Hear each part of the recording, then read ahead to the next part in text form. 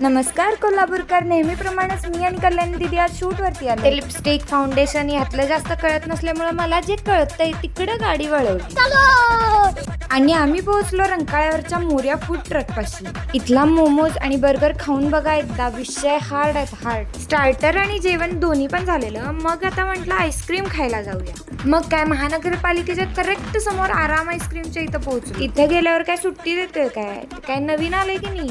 Mango overloaded ते खाल्लं. ईट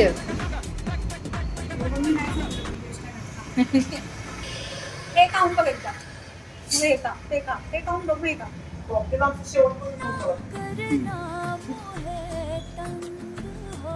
हे कधीच एक जण नाही, पहिला आतलं का मग ते खा. असं